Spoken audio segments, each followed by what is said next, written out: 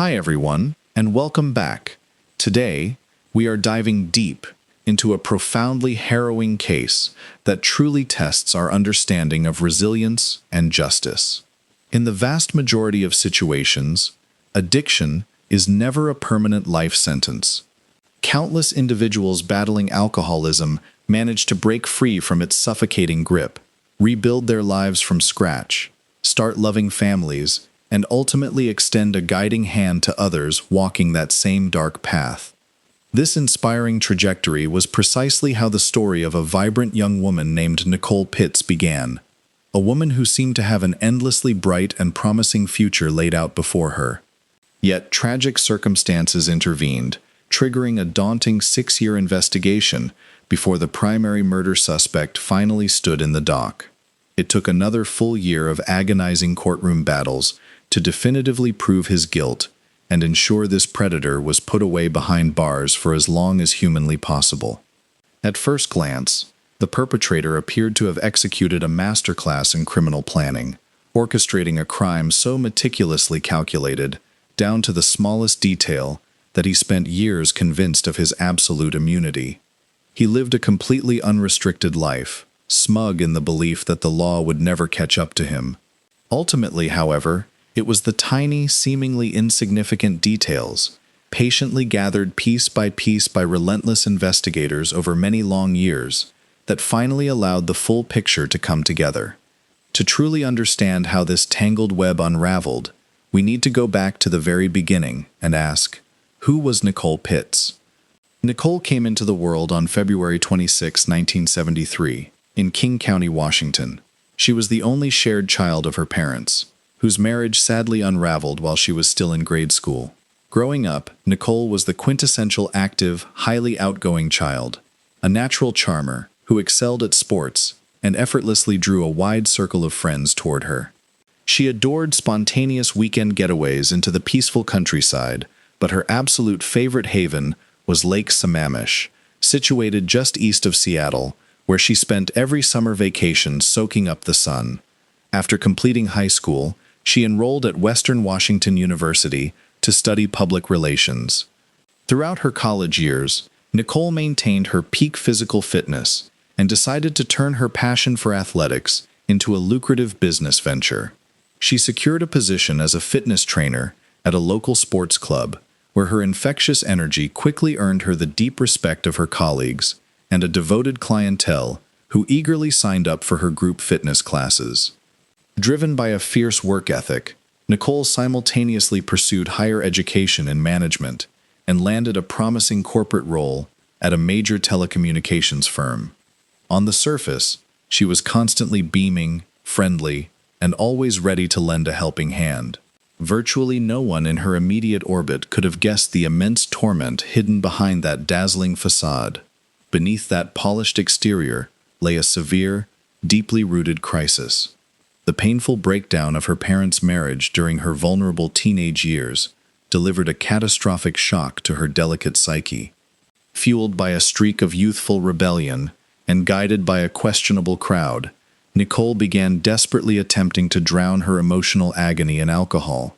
This dangerous coping mechanism rapidly spiraled into a devastating addiction that spanned several years, severely crippling her physical and mental well-being. At the time, Nicole's mother, Gail, was working demanding hours as a flight attendant. Constantly away on flight assignments, Gail unfortunately failed to realize her only daughter was sinking into a crisis. Nicole was living primarily with her elderly grandmother, who also struggled to recognize the signs of her granddaughter's regular drinking habits. By the time the harsh reality came to light, the addiction had already exacted a devastating toll.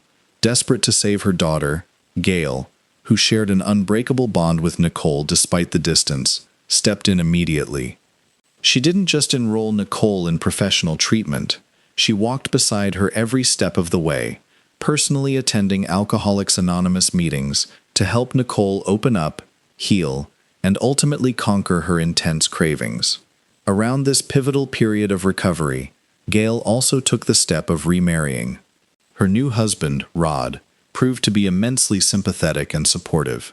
He embraced his stepdaughter wholeheartedly, supporting her recovery in every conceivable way, loving her as if she were his own flesh and blood, and remaining steadfast in his belief that she possessed the strength to conquer her illness. Nicole approached her recovery with extraordinary responsibility and commitment, never missing a single meeting and steadily regaining control over her life. Sadly, the years of severe alcohol abuse had already exacted a brutal toll on her young body. She developed severe pancreatic complications that ultimately required major surgical intervention. Even more devastating, the damage inflicted during those critical years compromised her reproductive system, leaving her permanently unable to conceive children. By the mid-1990s, having triumphed over her addiction and fully embraced a sober lifestyle, Nicole crossed paths with the man who would become her husband, David. At the time, Nicole had just begun her tenure as a trainer at the local fitness center, where David was a dedicated regular. Tall, strikingly handsome, and impeccably groomed, David immediately caught Nicole's eye during his disciplined daily workouts. The attraction was entirely mutual. Intrigued by the vibrant fitness instructor, David quickly began pursuing her. Though David was 4 years her junior, the age gap posed no obstacle to their growing connection. Their blossoming romance flourished over nearly 8 years, culminating in a beautiful, intimate Hawaiian wedding in 2002, surrounded exclusively by their closest loved ones. Following their nuptials, the newlyweds established their roots in the tranquil town of Linwood, Washington, purchasing a lovely home together. Nicole's warm, outgoing nature shone brightly in their new community. She quickly built meaningful friendships and bonded effortlessly with her neighbors. Deeply passionate about animal welfare, she welcomed several dogs into their home. Unable to experience biological motherhood, she poured every ounce of her maternal devotion into caring for her cherished pets. To everyone watching from the outside, David and Nicole appeared to be the absolute picture-perfect couple. Neighbors frequently recalled seeing them virtually inseparable, strolling hand in hand through the neighborhood with their dogs, practically radiating domestic bliss. Nicole was also a talented cook who found immense joy in pampering David with delicious home-cooked meals and entertaining house guests with her exceptional culinary talents. Then, in 2006, merely days before her 33rd birthday, Nicole mysteriously vanished without a trace.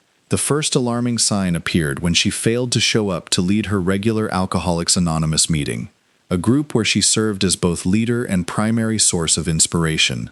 Because such an absence was completely unprecedented, concerned group members initially feared she might have suffered a tragic relapse after nearly 9 years of unbroken sobriety. Anxiety heightened when she also failed to report for her work shift, deeply unnerving her colleagues. By evening, panic set in when her mother, Gail, was unable to reach Nicole all day, an extraordinary rupture in their daily routine. Gail frantically reached out to David for answers, but her son-in-law claimed he was equally in the dark. David explained that he and Nicole had engaged in a minor marital spat the previous evening. When she failed to answer his calls the following day, he simply assumed she was still upset and giving him the silent treatment. For that reason, he hadn't initiated a frantic search immediately, choosing instead to wait until evening to return home and make amends. However, when night fell and Nicole still hadn't returned home, her phone remaining stubbornly out of service, the distraught family rushed to the police. Unfortunately, law enforcement initially dismissed their missing persons report. Because Nicole was an adult and had been gone for less than 24 hours, officers insisted there was no immediate cause for alarm and refused to launch an official investigation. It was not until the evening of the second day, with Nicole still missing and her phone completely disconnected, that authorities finally agreed to intervene. Detectives initiated their investigation at the last known location Nicole had been seen, the Linwood residence she shared with David. Yet, a thorough examination of the premises yielded no obvious clues, signs of struggle, or evidence suggesting an abduction or violent altercation within the home. Furthermore, investigators discovered that Nicole's personal automobile was missing from the property as well, strongly pointing toward the initial assumption that she had simply driven away on her own accord. This discovery laid the groundwork for the initial theory. After the tense argument with David, Nicole had simply chosen to walk away, perhaps to distance herself, or to teach her husband a lesson by making him sweat over her absence. However, a second compelling theory emerged directly from Nicole's friends within her addiction support group. They harbored grave fears that she might have suffered a tragic relapse after years of hard-fought sobriety. Lending credence to this haunting idea was the fact that Nicole had recently been prescribed potent painkillers following a severe back injury. Struggling to cope with the debilitating pain, she had frequently exceeded her recommended dosages, a dangerous, slippery slope that her peers feared may have eventually driven her back to alcohol. The third theory, however, was the most terrifying possibility of all. Nicole had neither returned nor reached out simply because she was no longer alive. Refusing to surrender to the darkest timeline, her heartbroken family clung desperately to hope. Rather than waiting idly for the police to navigate their standard protocols, her mother and stepfather took immediate action into their own hands. They made frantic appeals across social media networks, pleading with the public to share any scrap of information regarding their daughter's whereabouts. Boarding the very first flight to Linwood, Gail and Rod began scouring the city on foot, plastering missing person flyers throughout the area, and tirelessly interviewing anyone who knew Nicole personally. Concurrently, law enforcement expanded their search to track down not just the missing woman, but also her vehicle, attempting to reconstruct the exact route it had traveled on that fateful day. Yet, as the agonizing days stretched on with no sign of her, the fragile hope of finding Nicole alive rapidly began to crumble. The family's absolute worst nightmare was realized just a few days later in a local park. A local resident out for his morning jog happened to alter his usual routine, opting to take a shortcut through a secluded, unmaintained patch of land. Amidst the dense, overgrown brushwood, he spotted a disturbing sight.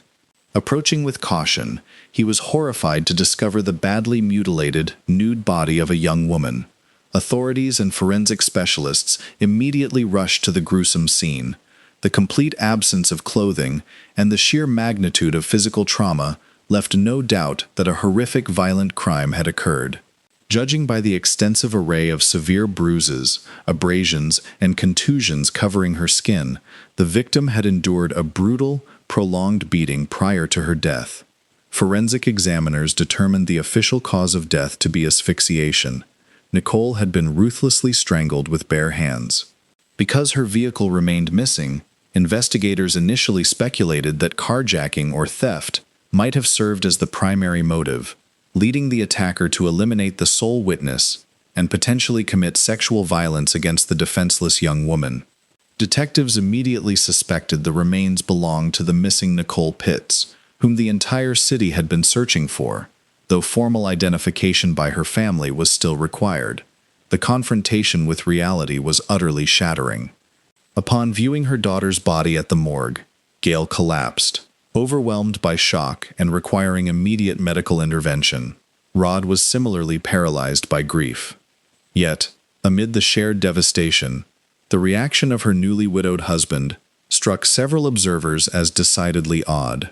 David did not appear genuinely depressed or heartbroken. Instead, his emotional displays felt strangely theatrical and superficial. At the time, however, investigators did not dwell on his unsettling composure, recognizing that individuals often process profound trauma in unpredictable ways. While the search for the vehicle pressed on, investigators remained steadfast in their belief that the car was the primary target of the attack, convinced that the killer's vital physical evidence lay hidden inside it. Detailed descriptions of the missing vehicle were blasted across local media outlets, urging anyone who spotted it to call the police hotline immediately. Finally, a breakthrough occurred a couple of weeks later, in a parking lot on the outskirts of town. A vigilant security guard noticed an unassuming gray Volkswagen Polo that had been parked motionless for an extended period. Unaware that the vehicle was linked to an active homicide investigation, the guard reported the abandoned car. Recognizing its significance, law enforcement seized the Volkswagen instantly, hauling it in for meticulous forensic examination in hopes of unmasking the monster responsible. Forensic technicians meticulously analyzed every square inch of the gray Volkswagen Polo, confident that the vehicle would yield critical physical evidence, expose key clues, and help them reconstruct the precise sequence of events leading to Nicole's murder. However, their high hopes quickly turned into overwhelming frustration. Inside the pristine vehicle, investigators found absolutely nothing of value. No blood spatter, no signs of a physical struggle, and no indication that Nicole had been abducted by force. The cabin contained only her personal fingerprints and DNA, alongside those of her husband, David, who occasionally drove the car. Despite the lack of an immediate breakthrough, detectives refused to return the vehicle to David, convinced that crucial evidence remained hidden just beneath the surface. The undeniable reality remained that Nicole had been murdered with extraordinary brutality, yet the underlying motive was a complete mystery. The initial carjacking theory disintegrated, as the murderer had abandoned the vehicle on the opposite side of town without leaving any trace of a struggle inside. The second potential motive, sexual assault, was similarly ruled out when medical examiners confirmed that Nicole had not engaged in any sexual activity, consensual or forced, for at least 24 hours prior to her death. This left a perplexing question. Why was her body left completely stripped of her clothing? That led investigators toward a third possibility, a deeply personal motive driven by intense hostility or sheer rage. The sheer number of blunt force injuries inflicted on her body strongly suggested an explosive emotional outburst. Yet, Nicole was universally known as a warm, compassionate, and helpful woman who possessed no known enemies. As months turned into a full year with no new leads, the case threatened to turn completely cold. The location where the car was dumped was secluded and lacked surveillance cameras, leaving detectives with no eyewitnesses. However, one intriguing detail emerged. The driver's seat had been pushed unusually far back, proving that the person who last drove the car was significantly taller and larger than Nicole. Strangely, law enforcement slapped a strict seal of secrecy on the entire case file, keeping all progress, evidence, and new findings completely hidden from the public, and even from Nicole's closest family. Gail, Rod, and David were left entirely in the dark, receiving only fleeting fragments of information. They learned, for instance, that Nicole's debit card had been used at a rural gas station shortly after her disappearance, but what police discovered on the station's security footage remained a closely guarded secret. Desperate for answers, and terrified that their daughter's killer would permanently escape justice, Gail and Rod decided to take matters into their own hands. They hired a skilled private investigator to independently re-examine the facts and verify their own suspicions. To incentivize witnesses, the family initially offered a $10,000 reward for actionable information, a sum they later raised to $35,000. Regrettably, even this substantial payout failed to break the silence. Meanwhile, David's behavior began to shift noticeably. After demonstrating mild interest in the investigation for the first 6 months, he gradually pulled away entirely. He severed all communication with his former in-laws, sold his home, and soon remarried, quickly fathering a child with his new wife. For Gail, this news was an agonizing, bitter blow. Nicole had been permanently unable to bear children, a painful reality for which David had frequently berated her during their marriage. The grief-stricken mother repeatedly voiced her conviction that her former son-in-law was responsible for Nicole's death, though outsiders dismissed her claims as emotional resentment, and police showed no outward interest in pursuing David. Then came a massive, unexpected twist in the case. 6 long years after the horrific crime took place, news broke that David had been arrested and officially charged as the primary suspect in Nicole's murder. For the general public following the cold case, the sudden arrest came as an absolute shock. But for Nicole's family and close friends, who had quietly suspected David from the very beginning, it was the long-awaited moment of reckoning they had spent years praying for. During the long, agonizing years of the investigation, Nicole's loved ones had grown deeply disillusioned with the justice system, but now, justice was finally within reach. David, who had long since relocated, started a new life, and completely severed contact with his late wife's family, was utterly stunned when the handcuffs clicked onto his wrists. He had arrogantly assumed that the cold case was long abandoned and that no one was actively hunting for the killer. He vehemently maintained his innocence and even agreed to submit to a polygraph test, which he failed miserably. As it turned out, law enforcement had actually suspected David from the very beginning.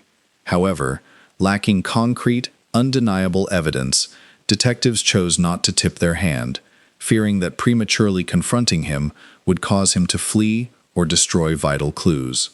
Instead, investigators quietly spent 6 meticulous years assembling a mountain of circumstantial evidence, piece by piece, to ensure the killer would face a bulletproof prosecution. David had operated under the delusion that he had committed the flawless, perfect crime. Yet, the tragedy was riddled with subtle anomalies that detectives methodically unraveled. The first major break involved the surveillance footage from the gas station, where Nicole's debit card was used shortly after her disappearance. The video clearly captured a male figure making the transaction, whose build and posture closely mirrored David's. Although the individual wore a dark hat and sunglasses to obscure his face, preventing absolute visual identification, the footage was compelling enough to be formally entered into the case file. A second glaring anomaly was the mysterious absence of Nicole's wedding ring, an item she famously never left home without. Initially, investigators speculated that her attacker had robbed her. However, during a thorough search of the couple's Linwood home, detectives discovered the ring sitting inside a jewelry box on her dressing table. Furthermore, forensic pathologists made a crucial discovery during the autopsy. Inserted in Nicole's mouth was a custom dental night guard designed to treat severe bruxism, or teeth grinding. Nicole's dentist had prescribed the guard shortly before her murder to combat intense jaw spasms brought on by stress, which had been eroding her tooth enamel. This single forensic detail dramatically altered the timeline. It strongly indicated that Nicole had been attacked and murdered in her own bed while fast asleep. This revelation effortlessly explained why her body was found completely nude, why her skin was pristine, with no traces of dirt or defensive wounds from a struggle, and why her face was entirely free of makeup, which she meticulously applied every time she stepped out in public. In his haste to dispose of her body, David had simply forgotten about the newly prescribed night guard. Furthermore, forensic experts conducted an exhaustive anthropometric analysis of the driver's seat in Nicole's abandoned Volkswagen Polo. The physical measurements required to comfortably operate the vehicle in that specific seating position matched David's exact physical height and proportions. Additionally, as technicians had noted earlier, the cabin contained exclusively David's and Nicole's fingerprints. Had an unknown third party hijacked the vehicle, they would have either left behind their own biological traces or wiped the entire interior clean, effectively erasing the couple's fingerprints as well. The most damning piece of evidence, however, emerged thanks to modern technological advancements in cellular tracking. In an attempt to confuse law enforcement and fabricate a misleading trail, the killer had powered on Nicole's phone in various parts of the city following her murder. Yet, advanced historical cell tower data revealed that at the exact same times and locations where Nicole's phone pinged, David's personal cell phone signal was registered right alongside it. Behind the facade of their seemingly idyllic marriage lay a severe financial and personal crisis. While Nicole worked tirelessly at 2 jobs, pursued higher education, and dedicated her spare time to guiding others through recovery, David lived an idle, parasitic lifestyle. He bounced from job to job, frequented bars, and freely squandered Nicole's hard-earned money on alcohol and other women. As their financial stability crumbled, Nicole repeatedly begged her husband to reform his lifestyle, stop partying, and attend support meetings to address his own burgeoning alcohol issues. In response, David merely mocked her, callously dismissing his wife as a boring, overbearing nag. As the investigation unraveled, the dark reality of David's betrayal came fully to light. He had not only systematically cheated on Nicole with numerous women, but he also repeatedly pressured her to engage in group encounters with his mistresses. Nicole steadfastly refused every single time, prompting David on one occasion to try to get her heavily intoxicated to force her compliance. Gail was fully aware of the turmoil destroying her daughter's life and repeatedly urged her to leave her toxic husband. Yet, Nicole stubbornly held on out of love, desperately hoping that David would eventually change his ways. Following Nicole's tragic death, David wasted no time in rushing to claim a massive life insurance payout while instantly plunging into a new relationship. As detectives discovered, a few months prior to the murder, David had initiated a serious affair with a woman named Jane, frequenting bars and clubs with her, while Nicole was busy working or studying. Shortly before Nicole's 33rd birthday, David brazenly brought Jane into his marital home, only for Nicole to walk in on them unexpectedly. This shocking confrontation was the exact trigger for the intense domestic quarrel David later mentioned to the police. Nicole confided the entire incident to her mother, with whom she shared a close bond, only to vanish mysteriously just a couple of days later. Knowing the whole truth, Gail pointed the finger directly at her son-in-law from day one. However, law enforcement maintained that the initial evidence was far too thin to secure a conviction. When the case was subsequently slapped with a secrecy classification, the family was cut off from further updates, slowly losing all hope that Nicole's murderer would ever face justice. Armed with his substantial insurance payout, David spent the money freely on Jane. Gail suspected that Jane might have acted as an accomplice, or the mastermind behind the crime, but police ultimately questioned her only as a witness due to a complete lack of evidence linking her to the murder itself. In September 2013, David finally stood trial, though he continued to vehemently deny all charges. His defense attorneys initially argued that the prosecution's case relied entirely on circumstantial evidence. However, as the overwhelming mountain of incriminating proof began to stack up, the defense abruptly shifted tactics, attempting to paint David as the true victim. They weaponized Nicole's prescription painkiller use following her back injury, alleging that she had suffered a complete relapse into severe alcoholism that made David's home life unbearable. Yet, these desperate claims were wholly unsubstantiated, refuted by everyone who knew Nicole. Furthermore, even if she had relapsed, it offered no legal or moral justification for her husband to brutally end her life. Ultimately, David's guilt was irrefutably proven in court, and he received the maximum sentence allowable by state law: 18 years in prison. Under existing statutes, he will become eligible to apply for parole in 2025 after serving 2/3 of his sentence. Thank you so much for watching. If you found this case compelling, please subscribe to the channel, as we have many more unbelievable stories to share with you very soon.